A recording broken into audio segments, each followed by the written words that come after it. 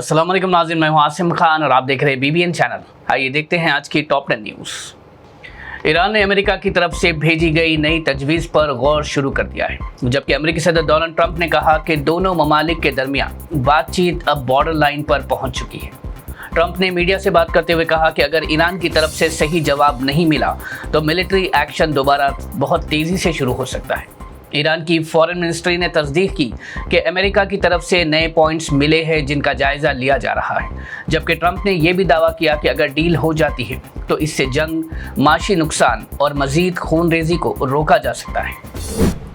Reports के मुताबिक gulf ममालिक ने ट्रंप को दरख्वास्त की थी कि हज के दौरान ईरान पर जंग या हमला पूरे इलाके में शदीद बेचैनी और सिक्योरिटी मसाइल पैदा कर सकता है, जिसके बाद अमेरिकी सदर डोनाल्ड ट्रंप ने ईरान पर होने वाले मुमकिन हमले को फ़िलहाल के लिए रोक दिया है। सऊदी अरब, कतर और UAE ने अमेरिका से दरख्वास्त की कि हज मुकम्मल होने तक ईरान के खिलाफ किसी भी बड़े मिलिट्री एक्शन से गुरेज किया जाए। दरख्वास्त के बावजूद अगर ईरान पर जंग या हमले होते हैं तो लाखों हज ज़ायरीन और पूरे मिडिल ईस्ट की सिक्योरिटी मुतासिर हो सकती है।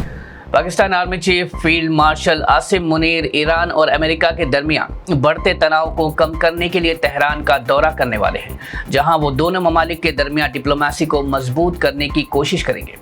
रिपोर्ट्स के मुताबिक मिडिल ईस्ट में जंग के खतरात और नए मिलिट्री स्ट्राइक की वार्निंग्स के दरमियान पाकिस्तान बैक चैनल डिप्लोमेसी में अहम किरदार अदा कर रहा है। रिपोर्ट्स में कहा गया कि आसिम मुनीर का तेहरान दौरा सीज फायर को मजबूत करने और नए कॉन्फ्लिक्ट को रोकने की कोशिश का हिस्सा है, जबकि पाकिस्तान पहले भी ईरान और अमेरिका के दरमियान मीडिएटर का रोल अदा करता रहा है।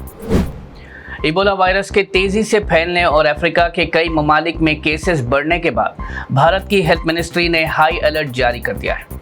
मरकजी हुकूमत ने अफ्रीका के हाई रिस्क ममालिक से भारत आने वाले मुसाफिरों के लिए एडवाइजरी जारी करते हुए एयरपोर्ट्स पर स्क्रीनिंग और हेल्थ चेकिंग को सख्त कर दिया है। हेल्थ मिनिस्ट्री की हिदायत के मुताबिक इबोला से मुतासिर ममालिक से आने वाले या ट्रांसिट करने वाले मुसाफिरों पर ख़ास नज़र रखी जाएगी ताकि किसी भी मुमकिन इन्फेक्शन को फ़ौरन रोका जा सके। हुकूमत ने मुसाफिरों को मशवरा दिया है कि अगर बुखार, उल्टी, जिस्म दर्द, वीकनेस या ब्लीडिंग जैसे सिम्टम्स महसूस हो तो फ़ौरन एयरपोर्ट हेल्थ अथॉरिटीज़ को इत्तला दें। वेस्ट बंगाल हुकूमत ने रियासत के तमाम सरकारी, एडेड और रिकग्नाइज्ड मदरसों में सुबह की असेंबली के दौरान वंदे मातरम गाना लाजमी करार दे दिया है। हुकूमत की तरफ से जारी हिदायत में कहा गया कि अब तमाम स्कूल्स और मदरसों को इस फैसले पर अमल करना होगा और रोज़ाना असेंबली में वंदे मातरम गाया जाएगा। इस फैसले के बाद रियासत में सियासी और तालीमी सतह पर बहस तेज़ हो गई है। खासकर मदरसों को लेकर नए क़वाइद पर मुख्तलिफ रिएक्शंस सामने आ रहे हैं। बंगाल हुकूमत का कहना है कि ये कदम तालीमी इदारों में एक जैसा निज़ाम और कौमी यकजहती को मजबूत करने के लिए उठाया गया है। तमिलनाडु की सियासत में बड़ा सियासी बदलाव देखने को मिला, जहां कांग्रेस 59 साल बाद दोबारा तमिलनाडु हुकूमत का हिस्सा बन गई है।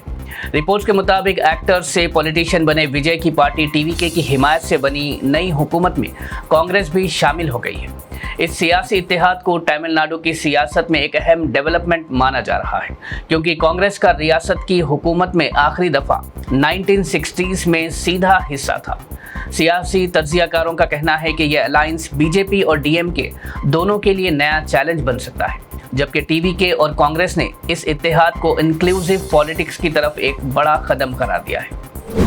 तेलंगाना वज़ीर आला रेवंत रेड्डी ने महंगाई, ज़रूरी अशिया की बढ़ती कीमतों और हाउस रेंट को देखते हुए रियासत के वर्कर्स के लिए मिनिमम वेजेस बढ़ाने का अहम फैसला किया है।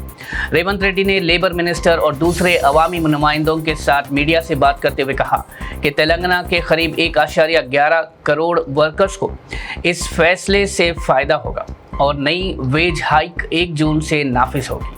हुकूमत ने वर्कर्स को अनस्किल्ड, सेमी स्किल्ड, स्किल्ड और हाईली स्किल्ड कैटेगरीज में तकसीम करते हुए उनकी सैलरी में इजाफा करने का ऐलान किया है। तेलंगाना हुकूमत का कहना है कि ये फैसला वर्कर्स की माशी हालात बेहतर बनाने और महंगाई के बोझ को कम करने के लिए लिया गया है। BRS वर्किंग प्रेसिडेंट KTR ने तेलंगाना वज़ीर आला रेवंत रेड्डी पर किसानों के मसाइल को नज़रअंदाज करने का इल्ज़ाम लगाते हुए कहा कि वो अपनी सियासी कुर्सी बचाने के लिए दिल्ली के करीब 70 दौरे कर चुके हैं, लेकिन 2 महीनों से प्रोक्योरमेंट सेंटर्स पर परेशान किसानों से मिलने एक मरतबा भी नहीं गए। केटीआर ने दावा किया कि तेलंगाना भर में किसान फसल बेचने के लिए इंतजार कर रहे हैं और कई सेंटर्स पर वेइंग सिस्टम, गनी बैग्स और दूसरी बुनियादी सहूलियात की कमी है।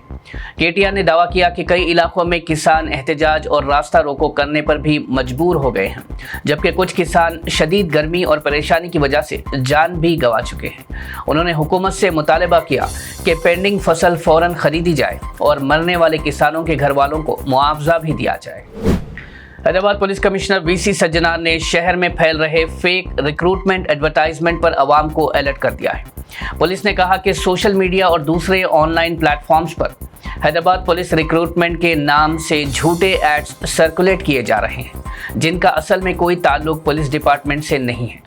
कमिश्नर ने आवाम से अपील की कि किसी भी अनवेरिफाइड लिंक पर क्लिक ना करें और ना ही किसी वेबसाइट या एजेंट को पैसे दें। पुलिस का कहना है कि हैदराबाद पुलिस की तमाम ऑफिशियल रिक्रूटमेंट नोटिफिकेशंस सिर्फ ऑथराइज्ड और ऑफिशियल चैनल्स के जरिए ही जारी की जाती है। तेलंगाना वज़ीर आला रेवंत रेड्डी ने पुलिस कंप्लेंट्स को और आसान बनाने के लिए स्टेट के तमाम पुलिस स्टेशंस में QR कोड सिस्टम शुरू करने की तजवीज़ दी है।